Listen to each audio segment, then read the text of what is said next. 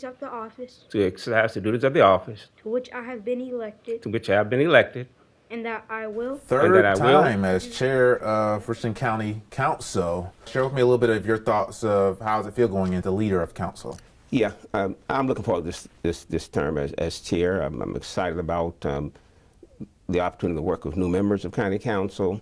I'm excited about the issues that we're dealing with. The opportunity to hire a new administrator, and looking at things like a land use plan. Big issue for me is trying to rekindle that spirit of regional cooperation that we once had, I think, as a council, work with the city of Columbia, Livingston County. So it's a lot of great things that I'm looking forward to this year. You came in over 25 years ago. Mm-hmm. What changes have you seen happen from the first time you stepped into council to now? Well, we don't have enough time to go over that, but I'll start with a few things. One of them was just, we weren't as fiscally responsible as we are today.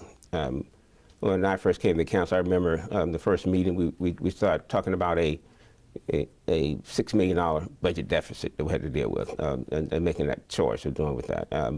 We're in the process of considering a new administrator. It was extremely partisan. Republicans and Democrats always squabbling over things. So I've seen tremendous change, but I think the majority of that change is for the good, because we don't have those issues now that I think we started out with. We don't have a partisan bickering type council. We don't have individuals who aren't committed to being fiscally responsible and so forth. We have we don't have any budget challenges that we had during that particular time. So, as this is your third time, of course, as the chair, you have a vice chair, and Ms. Myers. What advice have you given her to prepare her for this leadership role? Well, heard I talk about what is that she could do to make sure the chair functioned as well as it could. So she's been very good in terms of understanding that she can do whatever she can do to help me out in her role as a vice chair. So I think we work well together. I think we share duties and responsibilities in trying to get things done for the council. And looking at this list, you've been a member of so many things. The Board of Commissioners for Richland School District 1, the Columbia Museum Art Board, the State Advisory Council, and so on and so on. Councilman Chip Jackson, he's a former member of Richland School Board. And as you being a former chair, what experience did you bring from that to county council before you joined? I think the school board was a really serious challenge. With county government, it's a little easier to chair than a school board, because with county government, you can say to someone, "Oh, let's don't get too emotional about it. It's just your dirt road or a garbage pickup or whatever." But with the school system, you can't say that to a parent. "Oh, don't get too emotional, just your child." So they took it serious and personal, and they always made sure they held you accountable, more so than I think county council members are being forced to and being held accountable by the constituents. Of your tenure at council for the last 25 years, what's the number one moment that you are proud of? I think going back some years ago, I think just being a part of creating some of those entities we don't have now. For example, our neighborhood development program. Just being one of the driving force behind that to get that established was significant for me. Not having an economic development department and getting that going as a county council member was significant to me. Being engaged in our last comprehensive redevelopment plan, I think, was just significant. And also, I think even being part of the driving force behind our transportation painting program, which is going to make a significant difference in our community. Those are just a few of the things. And that's why I think I continue to serve. It's just because I can see those tremendous benefits and changes to our community that are helpful. We've mentioned your numerous leadership roles that you've had over the years. Who instilled you to be that leader growing up? I think it had more to do with the personality traits that my parents instilled in me. It had more to do with that than any specific individual. And what I mean by that is just simply saying, make sure you care for and take care of your fellow man. I was always taught to just help others, do for others. And so that's what drove me to do what I do. I'm not from a political family. I didn't know what politics was until I got to college. But by getting there and making a difference and helping folks, actually when I started at the University of South Carolina, I became the vice president of the Voluntary Action Council. So that got me involved in a lot of community things and so forth. And I realized a lot of decisions were being made by public servants, politicians. And I thought, gee, I might need to try that. So as a young man, I ran for the local school board, got elected, woke up the next morning going, uh-oh, what are you going to do now, Paul? And so that's kind of how I got started. I never had any intention at all of being a public servant politician. So it all started in college? It all started in college, yeah. Wow, how about that? And have there been any obstacles or any barriers that have almost hindered you from success, not just on council, but other leadership positions? And how did you overcome that?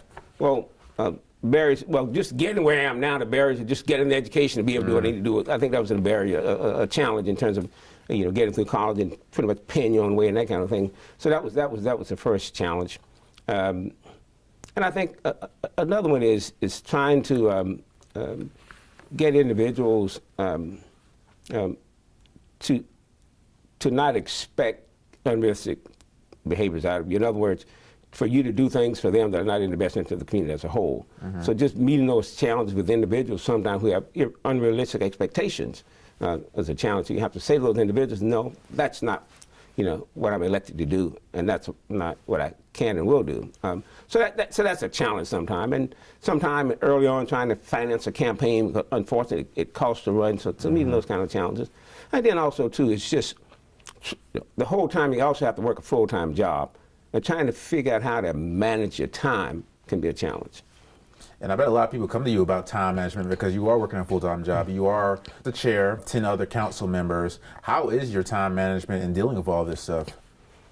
It's very challenging. I'm fortunate to be one of those who could survive off of 5 hours of sleep, so I work late at night at times. And I think you learn how to manage it, and you learn how to say no to certain things and how to prioritize things. I think that helps too.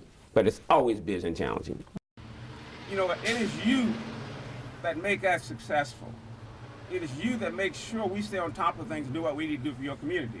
What is your future for Richland County and its government, and what changes would you advocate for it and why? Yeah, what I kind of mentioned earlier is one big change I want to see is a more cooperative regional council. In other words, being more involved with Livingston County, Richland County, other unincorporated areas of the county. Because I think that's, if we're going to grow and develop the way we need to in the best interest of the citizens that we represent, we're going to have to do that collectively. We're always being compared to Charleston, Greenville, and other counties and so forth. Part of what they do is they do a better job, I think, of partnering with each other, collectively working together. And I think we need to do more of that. And continue to hire, I think, great staff members. And keeping the new trend going, we have 6 total females now in the council, 2 new ones, of course, with the 2 council members are new. What are your thoughts on that with the females outnumbering the males on council? Well, I think that's great. I think it's going to be in all our best interest to make sure we have a diverse council. So I will share and look forward to that too. I'm one who spent most of my life, I think I may have had one male supervisor in my whole career. So those are some great experiences for me. So I know what they bring to the table. What role can political leaders play in facilitating a change in a community like Richland County? I think by being engaged in that community, going out and meeting and getting feedback from your constituents, not deciding what's best for them, but let them tell you what their concerns and issues are and follow through on that. I think oftentimes we because we're at the table and we get a lot of information that others may not have, we think we can always make the best decision with exclusion of other individuals. I say, please make sure that you get feedback from your constituents before you make decisions. And I mentioned it earlier, this is your 3rd time as chair of county council. So far in, even though we're only a couple months in, how do you think this year is headed for you and your council members? I think it's going well. At least based on the feedback I get from my colleagues. But there's a whole lot more to be done. But I think we're off to a good start. And what do you think of this chamber? Because you've been here for quite some time. They did some renovation on it recently. What do you think of this chamber, actually? I think the renovation was a great improvement. I think with the new technology, I think it's helpful.